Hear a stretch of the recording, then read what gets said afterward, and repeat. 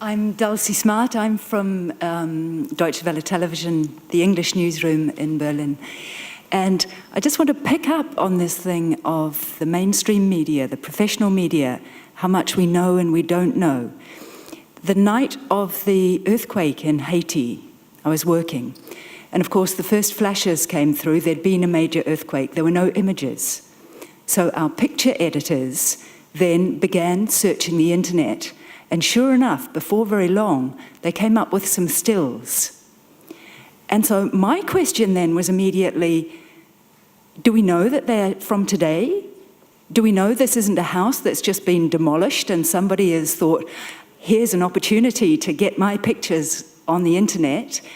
That how to verify the stuff that is coming through crowdsourcing, particularly when it's an event where knowledge is just coming through bit by bit by bit. What do you do?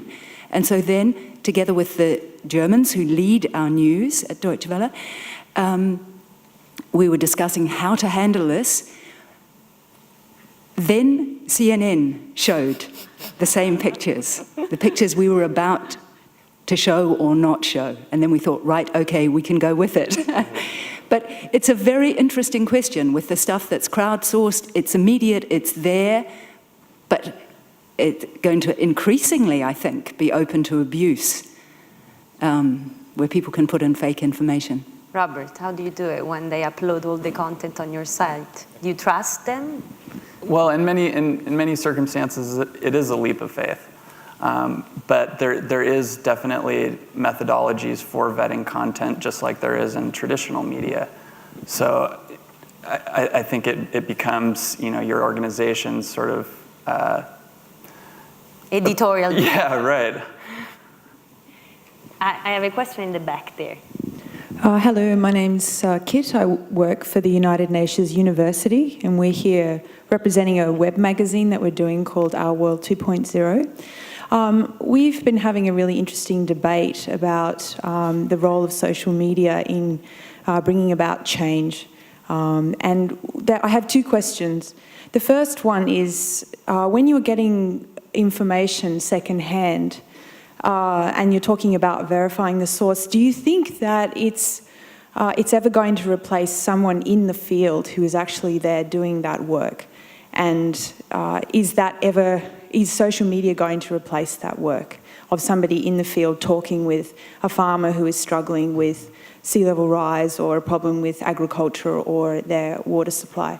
The second question is in regards to actually social media and what it is doing to our society, and how perhaps social media, something like Twitter, it's an information feed, and perhaps it's it's a lean back experience where you're getting information. Yep, I know about that, I know about that, I know about that. But how can you take it one step further and actually create an educational process which then activates somebody to have some sort of connect with that experience?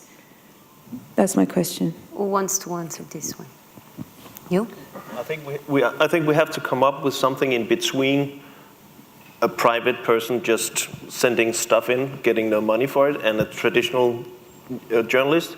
I think we need to train some of these people around the world in order and call them stringers and attach them to us and make sure that they share our value and they are loyal to truth and the idea of giving people the best obtainable version of the truth.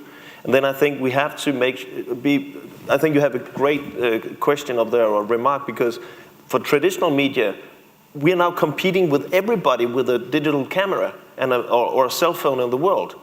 And our job is not to be first. Right and first, but right first. Accurate. All right. I mean, we have to be sure that we are not publishing things just because it's out there. We just had a blog scandal in Denmark. A newspaper had taken in blogs because they wanted to generate traffic. And there was one of these bloggers who did a piece on the Prime Minister had an affair with a vicar. Female vicar, though, but still a vicar. And it was probably not true, but nobody cared. But a normal newspaper, that newspaper would never have printed that. But because it was a blogger, it was published and it was out there. And related everybody- to climate change, heating up the planet. It right? could have. But the problem is that all these people from out there, they're not sharing the values. And they're just placing it out there. So our job, the meaning of our existence must be that people should trust us. So we have to be very careful what we publish. But the risk of that is that we are not being first. We have another Twitter question, right? It's already there. In your opinion, is it becoming harder or easier for journalists to protect their sources in a network world? Ah, that's an interesting one. Who wants to answer? Navin, can you protect your sources? You said that in Pakistan, one of the big things was anonymity, keep the anonymity. Yes. If I put you on the spot and then I put you in trouble, you tell me and we change. No, it is harder, yeah. Actually, yes, you did put me a little bit in the Okay. spot. Censorship on this one. Life is at stake. Do you want to talk? How Internews does it? I mean, you operate in areas of the world which are quite dangerous, to say the least. Yeah, I don't know that it necessarily, the networking makes it harder or easier. I think it has more to do with, I can say that when it comes to environmental journalism, it's becoming a lot harder, not just for journalists to protect their sources, but to protect themselves, because it's just a lot of these issues, not necessarily climate change, but related issues such as deforestation, so on. I mean, Yeah. I think it's becoming more dangerous, and it's been, threats and violence against It's journalists actually- and their yeah. sources are becoming, For us, it's a big input actually on the council. I'm talking to the council member, because when we look at the network concept, we looked at training, legal framework, value system, and then we look at the business model. So we look at all this section now for the sake of this session, because we had climate change on top of us, we couldn't go under all these pillars. But this on the legal framework, as much as the protection of the journalists we were discussing before, is very relevant. And if we are doing network live journalism, it's very difficult to protect these different voices because they have to come live and clear. So it is a big point that we should consider. So thank you. Yeah. Yeah, I will try and answer a little better. The tweet that we got a little while ago is from a 22-year-old woman, Sana Salim, the first question that we addressed. And there's a reason why I'm talking about her.